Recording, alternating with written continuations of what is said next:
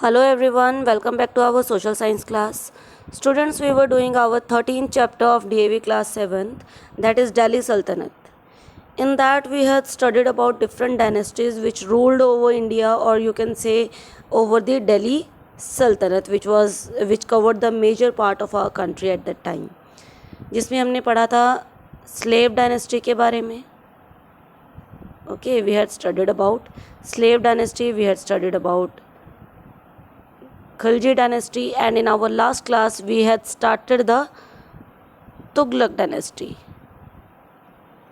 Okay, तो Tughlaq dynasty में हम लोग 2 रूलर्स के बारे में पढ़ चुके थे, Ghiyasuddin Tughlaq and Mohammad bin Tughlaq.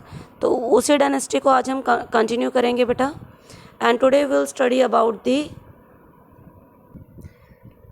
Third ruler of Tughlaq dynasty, that is Firoz Shah Tughlaq. Firoz Shah Tughlaq की बात करें तो he started ruling over Delhi Sultanat in 1351 to 88. And Mohammad bin Tughlaq जो है उसका कोई बेटा नहीं था, ही हैड नो सन, इसलिए उसके कज़न जो है फिरोज शाह तुगलक कौन था? मोहम्मद बिन तुगलक का कज़न था. तो उसको क्या कर दिया, मोहम्मद बिन तुगलक की डेथ के बाद उसको सुल्तान बना दिया गया. And after becoming the sultan उसने सबसे पहला काम क्या किया? He adopted the policy of appeasing the nobles. Appeasing होता है बेटा मनाना. अपीजिंग मीन्स मनाना. देखो आपको याद होगा मोहम्मद बिन तुगलक ने क्या किया था, उसने एक पॉलिसी बनाई थी या उसकी एक वे ऑफ एडमिनिस्ट्रेशन था जिसमें वो कहता था कि जो रिलीजियस गुरुज हैं, जो मुल्लाज हैं, उलेमाज हैं, वो एडमिनिस्ट्रेटिव डिसीजन मेकिंग में या प्रशासन के किसी भी कार्य में इंटरफेयर नहीं करेंगे. बहुत सारे नोबल पीपल थे उनकी उसने पोस्ट बदल दी थी, पोजीशन उनकी चेंज कर दी थी. बट अब वो क्या थे, वो नाराज़ थे. तो फिरोज़ तुगलक ने क्या किया, राजा बनते ही, सम्राट बनते ही इसने सबसे पहले उनको मनाने का काम किया. अब उनको कैसे मनाया? Ulemas and the orthodox Muslim to strengthen his position. उसने सबसे पहले मुस्लिमों को अपने साथ, ऑर्थोडॉक्स मुस्लिम मतलब जो बिल्कुल कट्टर मुस्लिम है, ओके, तो उनको उसने अपने साथ मिला लिया, उनको उनकी पोजीशंस वापस दे दी. For this he impose jizya. अभी मुस्लिमों का साथ ज़्यादा पाने के लिए उसने स्टेप क्या उठाया? उसने जजिया बेटा एक कर था, एक टैक्स का नेम है, which was imposed on the non Islamic communities और पीपल. हम सब जानते हैं कि हम लोग मुस्लिम रूलर्स के बारे में पढ़ रहे हैं, इस्लामिक रूलर्स के बारे में पढ़ रहे हैं. तो इस्लामिक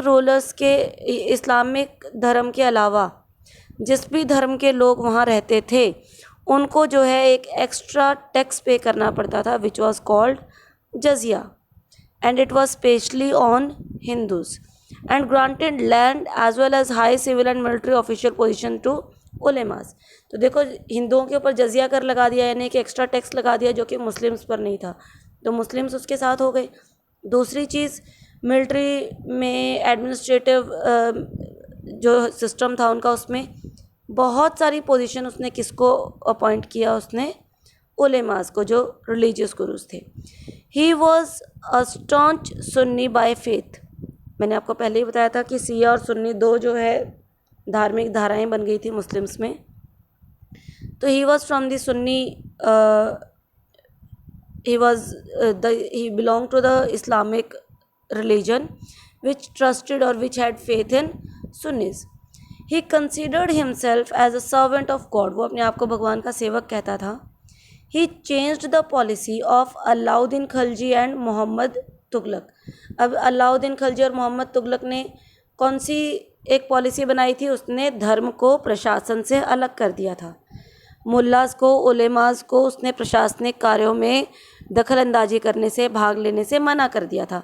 लेकिन फिरोज़ तुगलक ने क्या किया? उसको एक तरीके से ही रीइंट्रोड्यूस दैट सिस्टम, और दोबारा से उसने जो उलेमास और मुल्लास को इन्होंने अलग कर दिया था प्रशासन से, उसको इन्होंने दोबारा से फिर से अलग अलग पोजीशंस उनको दे दी. किसमें? शासन में, एडमिनिस्ट्रेशन में, मिलिट्री में, जैसा हमने अभी ऊपर पढ़ा था। He made many reforms to address the grievances that the people had against Mohammad bin Tughlaq. अब जो भी कुछ नाराज़गियाँ थी लोगों की मोहम्मद बिन तुगलक के समय पे, उनको उसने दूर करने की कोशिश की। He constructed many canals and tanks. The old tanks were repaired, land revenue was reduced, and markets were open to sell the surplus produced.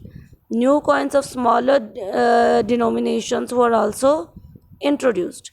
He opened schools and gave grants to the scholar to promote literary activities. देखो बेटा उसने कितने positive हम लोग कह सकते हैं changes that he brought in the society, क्योंकि फार्मर्स के लिए उसने क्या किया, कैनाल्स बनवाए। कैनाल्स होती है नहरें, तो कैनाल्स उसने बनवाई, वाटर टैंक्स बनवाए for the proper supply of water and help to the public.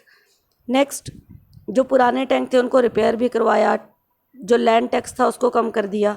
हाँ, लेकिन एक था कि उसने एक जजिया कर अलग से लगाया था नॉन मुस्लिम पर, ओके।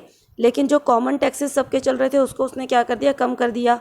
और एक्स्ट्रा मार्केट खुलवाई ताकि जो अब फैसिलिटी दी है तो किसानों की जो उपज होगी वो उसको वहाँ पर मार्केट में बेच सकें इजीली। सिक्के वैसे बनवाए जिनकी वैल्यू जो है वो new coins of smaller denomination, those were introduced which were as per their values, as per their face values. He opened schools and gave grants to the scholars to promote literary activities. बहुत सारे school खुलवाए ताकि education को वो क्या कर सके, promote कर सके। He helped the poor Muslims, जो गरीब मुस्लिम्स थे, देखो बेटा स्पेसिफाई किया ओनली मुस्लिम्स थे, उनकी उसने बहुत मदद की। He laid 1200 fruit gardens around Delhi and founded new cities. उसने 1200 के करीब जो है फलों के बाग लगवाए और उसके अलावा उसने कुछ नए शहर भी बसाए। वो नए शहर कौन कौन से थे? हिसार हम सब जानते हैं हरियाणा में है, Jaunpur, Firozabad, Ferozepur etcetera. He got Sanskrit text translated into Persian. Persian जो है एक तरीके की इस्लामिक भाषा है, तो जो भी लिटरेरी यानी साहित्य संस्कृत भाषा में थे उनका उसने क्या करवाया, उनकी ट्रांसलेशन करवाई। कौन सी भाषा में? पर्शियन भाषा में, ताकि प्रॉपर एजुकेशन वो अपनी भाषा में लोगों को दिलवा सके। Next our ruler is Nasiruddin Tughlaq. Nasiruddin Tughlaq who ruled from 1388 to 1412. He was the last ruler of Tughlaq dynasty. During this time, Timur Lenk invaded India and took away large amount of wealth. तो हुआ क्या, लास्ट जो शासक थे Tughlaq dynasty का वो कौन था? नसीरुद्दीन तुगलक, जो राजा बना 1388 में। और उसके समय पे भारत पर एक विदेशी आक्रमणकारी ने हमला किया जिसका नाम था तिमूर। इसको तैमूर भी बोलते हैं बेटा, कुछ जगह पे आपको इसके जो प्रोनाउंसिएशन है या जो नाम है वो तैमूर के नाम से भी मिल सकता है। तो तैमूर लंग ने जो है भारत पर आक्रमण किया और वो यहाँ से धन, बहुत सारा धन क्या करके ले गया, वो लूट कर ले गया। He also took with his many Indian artisans for decorating his capital at Samarkand. अब इसने और क्या किया, यहाँ से बहुत सारे अच्छे अच्छे कलाकारों को भी अपने साथ ले गया ताकि जो उसकी कैपिटल सिटी है वो उसको सुंदर सुंदर वहाँ पे अच्छे अच्छे बिल्डिंग्स बनवा सके, उसको प्रॉपरली ब्यूटीफुली जो है डेकोरेट करवा सके। The Sultanat lasted only up to 1412 after Timur's invasion till Nasiruddin died. Later it got divided into many small kingdoms. Daulat Khan and Amir was appointed as the ruler of Delhi. तो 1412 तक जो है दिल्ली सल्तनत proper कायम रही, लेकिन 1412 के बाद, किसके डेथ के बाद? नसीरुद्दीन तुगलक के डेथ के बाद जो दिल्ली सल्तनत थी वो छोटे छोटे टुकड़ों में बंट गई। हर छोटे छोटे टुकड़ों पर एक अलग अलग शासक जो है बैठ गया, तो it divided into many small kingdoms. और दिल्ली, पर्टिकुलर अब दिल्ली की बात हो रही है, दिल्ली का जो है शासक किसको बना दिया गया? दौलत खान। दिल्ली का शासक किसको बनाया गया बेटा? दौलत खान को। Now come to, do you know, in 1414 CE Sayyid Khizr Khan attacked Delhi and defeated Daulat Khan and founded the Sayyid dynasty.